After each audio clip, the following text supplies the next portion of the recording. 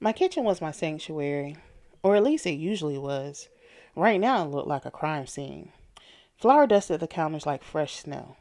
Smudges of chocolate streaked my stainless steel mixer, and a colorful army of measuring spoons lay scattered across the island. The air was thick with the sweet aroma of brown butter and vanilla, but my mood, anything but sweet. I stood there, arms crossed, glaring at the tray of brownies cooling in front of me. These are not cookie dough cheesecake brownies, I muttered to myself. They're a betrayal in dessert form. I grabbed a spatula and poked at one of the squares. The dry edges crumbled slightly, mocking me.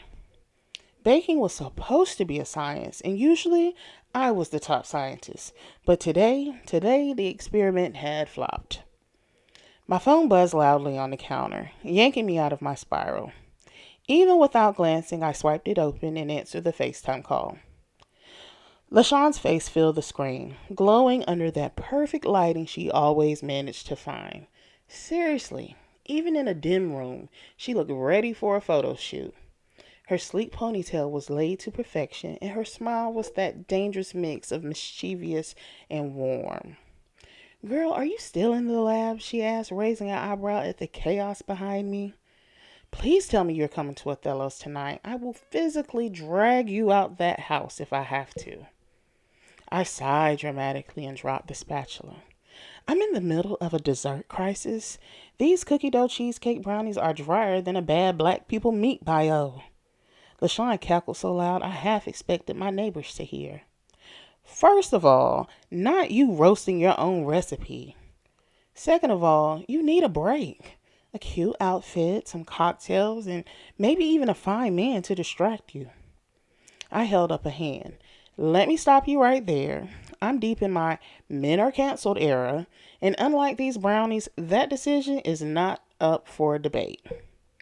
You say that now, she teased, wagging a finger at me, but Carlos is bringing some of his friends tonight, and one of them, Miles, girl, he's 6'2", a lawyer, and he cooks. Imagine the culinary collaborations. I narrowed my eyes. Why do you always do this? Because I love you, she said sweetly. And you deserve to be loved by someone other than your IG followers. My followers are supportive, drama free, and they leave me heart emojis instead of heartaches and headaches. I'm good. But an hour later, somehow I found myself pushing a cart through Farmer's Grocery. Because apparently nothing screams girl bonding like shopping for quinoa and kale chips I wasn't planning to eat. LaShawn strolled ahead, tossing bags of healthy things into my cart like she was on a mission. I'm just saying, she said, picking right back up. You don't have to marry the man. You can just let him take you to dinner. I'd rather spend my Saturday night perfecting my ganache recipe, I said, tossing a bag of chocolate chips into the cart for emphasis. That ganache isn't going to keep you warm at night, sis. I stopped dead in the middle of the aisle and planted my hand on my hip. LaShawn, you're in a whole secret relationship. And I'm happy for you, I guess. But me, I'm happy where I am. No dating, no drama, just me and my business. You of all people remember the mess Michael left me in.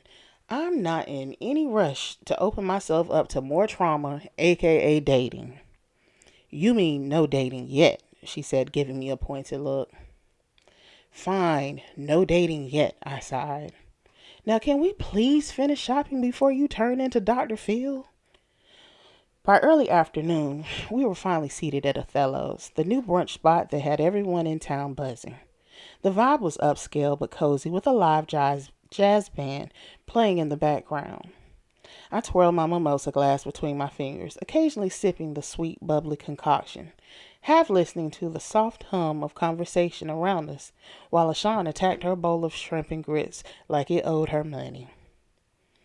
So, she said between bites, hypothetically, if you did date again, what's the ideal man for you? I smirked.